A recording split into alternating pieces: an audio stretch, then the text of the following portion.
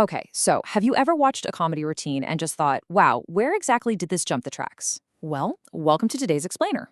We are going to clinically deconstruct a highly chaotic, entirely unstructured comedy set to figure out exactly how shock humor functions and, perhaps more importantly, how it completely fails. If you study public speaking or communication, consider this a masterclass in exactly what not to do when you're trying to read a room. We're looking at a routine that rapidly pivots from totally mundane travel stories to intense paranoia, and then just dives headfirst into deeply taboo territory. By breaking down this source material, we can actually learn a ton about the incredibly fragile mechanics of boundary-pushing comedy. Here is our roadmap for navigating this unhinged material. We've got Section 1, The Anatomy of Shock Comedy. Section 2, Cultural Faux Pas Abroad. Section 3, Irrational Paranoia in Italy. Section 4, Hollywood and Double Standards. And finally, Section 5, The Live Audience Reaction. All right, Section 1, Anatomy of Shock Comedy, a rapid-fire stream of consciousness. Okay, let's dive right into this. What we're really looking at in this routine is essentially a rapid-fire stream of consciousness. The speaker's whole approach is to just deliver a relentless barrage of taboo subjects. He bounces from one incredibly uncomfortable topic to the next with almost zero traditional setup. I mean, chronologically, his train of thought derails incredibly fast. Literally within just 90 seconds, the routine escalates from a totally innocent story about waving at people from a cruise ship straight into his discomfort in a bathhouse, then right into severe paranoia in Italy, and then he aggressively leaps into highly taboo commentary on sensitive cinematic themes. There is absolutely no pacing here. It is just a sheer vertical climb into discomfort. And when you look at the actual content breakdown of the routine, it's wild. A tiny 10% is dedicated to standard observational travel anecdotes. Meanwhile, a massive 90% relies entirely on uncomfortable shock humor.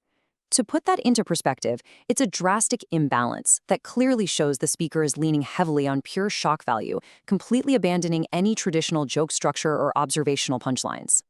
Moving on to Section 2, Cultural Faux Pas Abroad, Cruises, and Bathhouses. So, before the set completely derails into taboo territory, the speaker actually kicks things off with some super awkward cross-cultural anecdotes. The first one is about a cruise he took from Osaka, Japan to Shanghai, China. He recounts attempting what he thinks is a universal friendly gesture, just waving at the people on the shore. But instead of a wave back, he gets an immediate, aggressive rejection, basically being told to go F himself. The supposed punchline here is his sudden, jarring realization of the geopolitical tensions involved when you're on a Japanese boat entering Chinese waters. It's a textbook misunderstanding of local context. Then, the speaker builds this fascinating contrast about physical vulnerability. He pivots to talking about the showers at his Brazilian jiu-jitsu gym. Now he contrasts his own deep personal insecurities and discomfort as a South Asian man with his observations of older Asian men.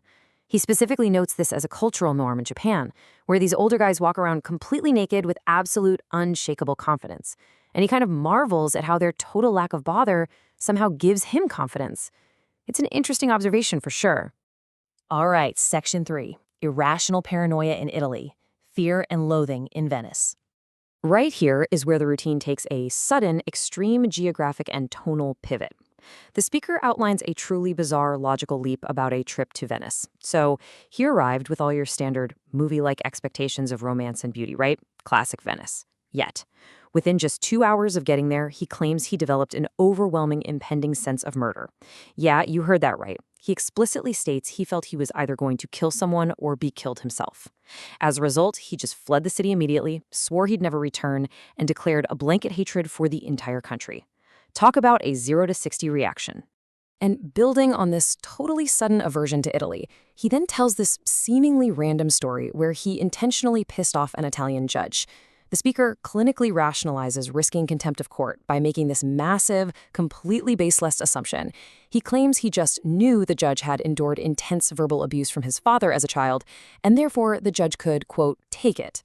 It's an incredibly aggressive, disjointed anecdote, but man, it perfectly showcases just how unhinged this routine is getting. Which brings us to Section 4, Hollywood and Double Standards, a taboo, logical leap. Okay, so we are now entering the absolute most provocative phase of the rant. The crucial point here is understanding the underlying premise the speaker is trying to set up. He attempts to construct this dark, comedic argument around what he perceives as statutory double standards. In the source material, he makes some heavily provocative claims about waking up to unwanted physical advances, and he uses this to assert that society and the media harbor deep hypocrisy in how they treat male perpetrators of assault versus female perpetrators. To build this really disjointed argument, he fires off a rapid-fire sequence of pop culture references. It's a lot. He mentions Michael Douglas in relation to some past rumors regarding cancer, the 1994 film Disclosure starring Demi Moore and Michael Douglas, the movie The Reader starring Kate Winslet, and finally, pop star Katy Perry. And this all leads to a rather bizarre legal concept he just completely invents on the spot. Let's see exactly how this builds across these examples. First, referencing the movie Disclosure, he questions the mechanics of assault allegations against Demi Moore's character, essentially arguing about the physiological realities of male arousal in that specific context. Then he immediately pivots to The Reader. Now, obviously, it goes without saying that statutory rape is a severe crime regardless of gender. But the speaker's whole point here is to critique what he sees as society's lack of outrage over the film's depiction of a relationship between a 15-year-old boy and a much older woman, strictly because the older perpetrator happened to be female. And this entire frantic argument culminates in his, quote-unquote, Katy Perry theory. In response to accusations surfacing years after the fact, the speaker demands a strict time limit on such claims. However, in his incredibly chaotic delivery, he notably mispronounces statute of limitations. Actually, scratch that, he mispronounces it as a statue of unlimitations. It's just such a bizarre, linguistical, tangled conclusion to an incredibly dark and chaotic segment. Finally, Section 5, the live audience reaction, real-time feedback loop. To really understand this explainer, we have to look at the captive audience here, his co-hosts.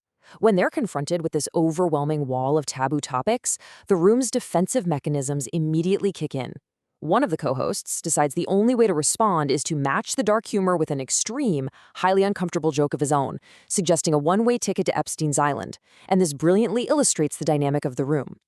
While the real-world crimes associated with that island are obviously horrific and entirely indefensible, in the specific context of this recording, the co-host is actively trying to match the speaker's dark shock value just to regain some control of the energy. But honestly, perhaps the most telling reaction comes from another host in the room who happens to be an accountant. With absolute, utter exasperation, he says, "Damn, I'm an accountant. I just finished tax season. I just left the office and I came and the first thing I hear is just rape 20 times in a row." This reaction serves as an incredible comedic reality check. It instantly grounds the unhinged monologue against the mundane, everyday exhaustion of corporate life. It's memorable because it's just so painfully real. Looking at the room as a whole, we see three distinct attempts to process and deflate all this tension. First, you have Alex's friend, who tries to brush it off as the speaker simply roasting his friends, noting that the chaotic vibe is universally understood. Then you have the vacation suggester, who leans hard into the edge with that island comment. And finally, you have the accountant, who simply voices sheer shock and exhaustion at the repeated barrage of taboo subjects. Three totally different survival tactics for one wild rant. So what does this all mean? By breaking down this set today, we've seen how quickly a timeline can derail, how simple cultural anecdotes can mutate into irrational paranoia, and how audiences instinctively scramble to process overwhelming taboo themes. So I'll leave you with this to ponder. When does the pursuit of shock completely override the structure of the joke itself?